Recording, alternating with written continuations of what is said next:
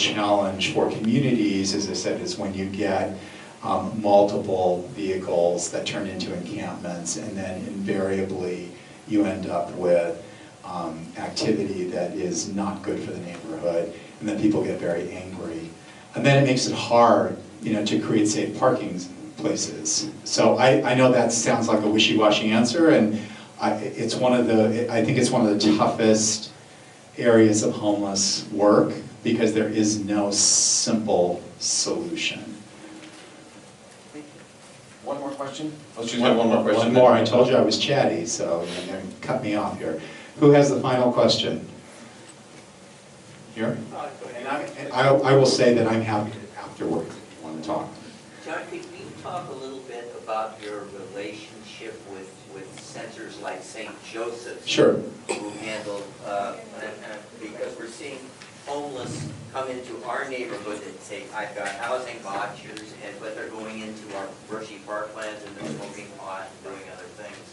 So we work very collaboratively with other service providers, and there are other service providers on the west side, St. Joseph Center, Step Up on 2nd, Upward Bound House.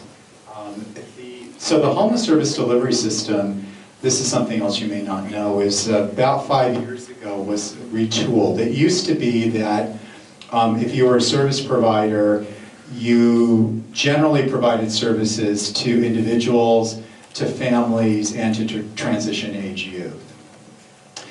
The whole system was retooled several years ago, where organizations were actually asked to kind of specialize in service area. Now, that doesn't mean you're prohibited. We serve families and transition age youth as well, but our primary focus is single adults. So for St. Joseph Center, for instance, the whole county in each of the 8 spas, there are what are called Family Solutions Center. So if a family presented at our Access Center, we would connect them to the Family Solutions Center here in our spa, which happens to be St. Joseph Center. In our spa, and the other thing that was changed is transition age youth. So these are youth that are 16 to 24. They can be as young as 12, but generally they're 16 to 24. And many of these youth are aging out of foster care, or they're emancipated foster youth. The lead provider for transition age youth, Tay Youth, in the spa is a place called Safe Place for Youth, SPY. And so, yeah, a great organization doing really important work. But there's a high level of collaboration. I talked about our collaboration with Venice Family Clinic, which has been decades old. We all need each other because no organization can do everything. We worked with the VA. We got referrals and make cross-referrals.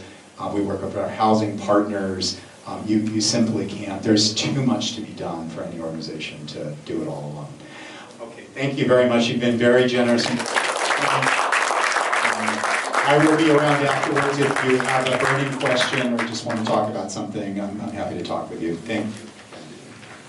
Thank you, John. This has just been great. I know we could talk for a long time further, and there's a lot more questions to ask. But let's move on, and I'd like to introduce Sharon Browning, the Vice President of the Task Force.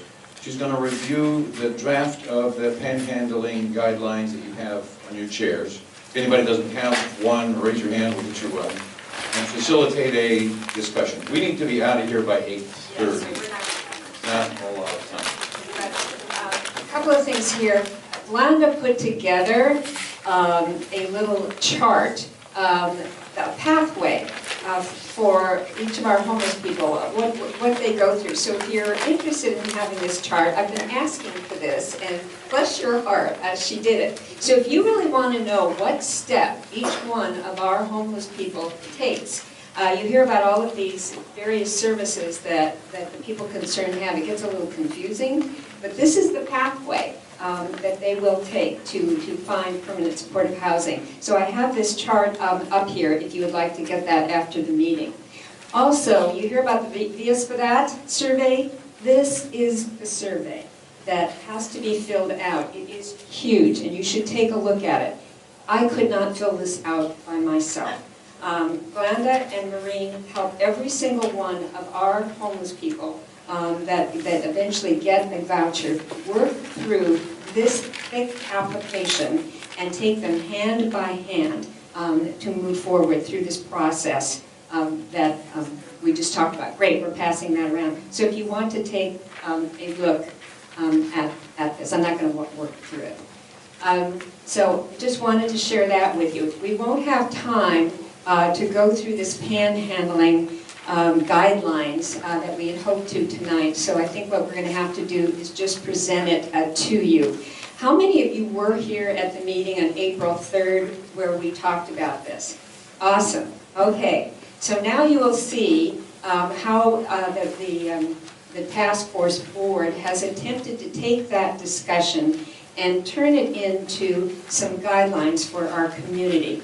To retrace our history a little bit, when the task force first started, we received a lot of questions about, well, should we give money to panhandlers? Should we not do that?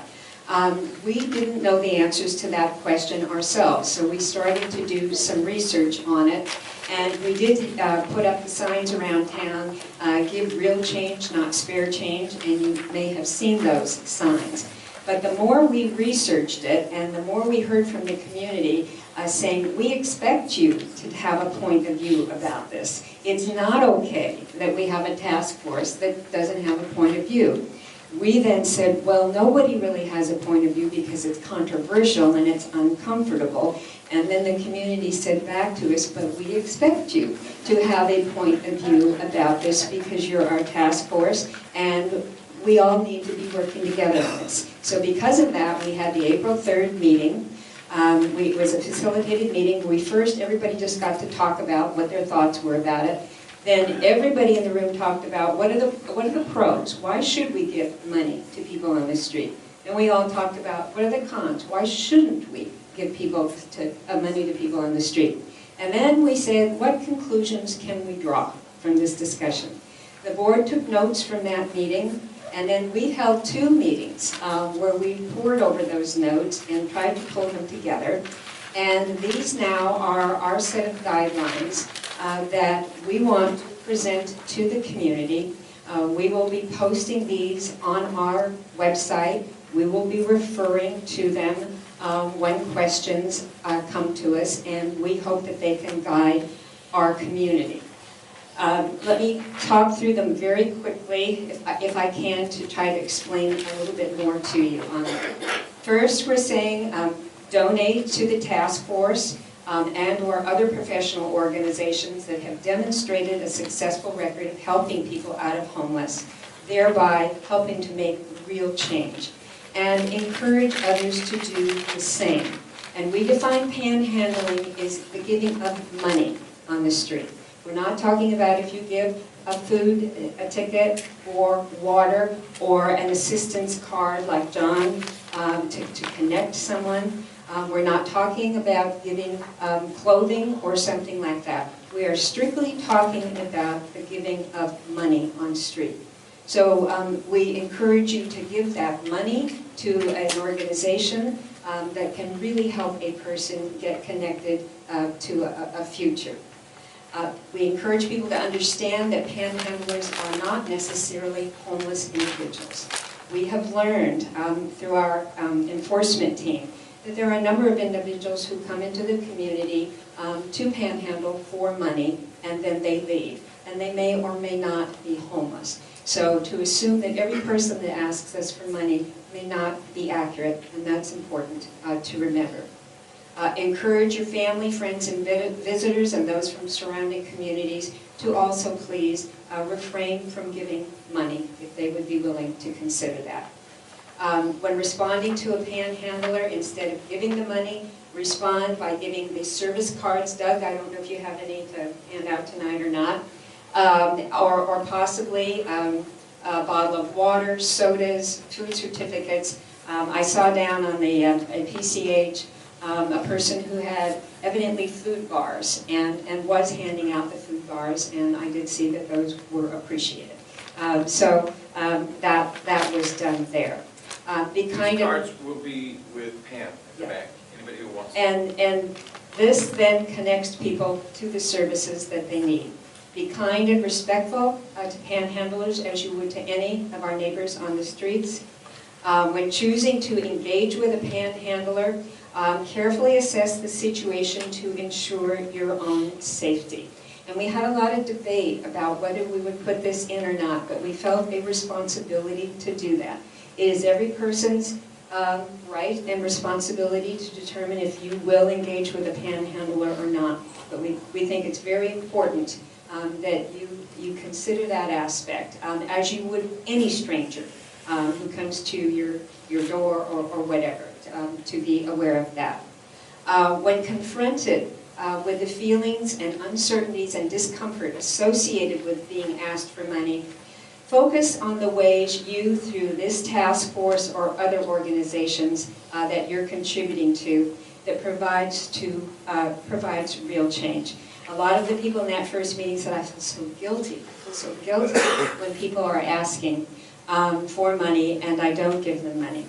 I used to feel that way too, and I had a seminal experience one day in the gas station over in Standard Station on Lincoln, right off the freeway, and there was a man going around to all of us who were filling up our cars asking for money, and I heard everybody turn him down and give him different excuses, and the man right next to me said, I haven't changed, I don't have a cent in my, I hope you understand. So the guy said, well, sure, great, God bless you. Well, I could not lie.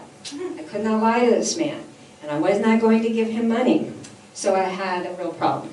But I had worked through this little moral dilemma. So he says to me, can you, and I said, you know, I really can't, but I have this card, and you can go right down to OPCC, the people concerned, they're near here.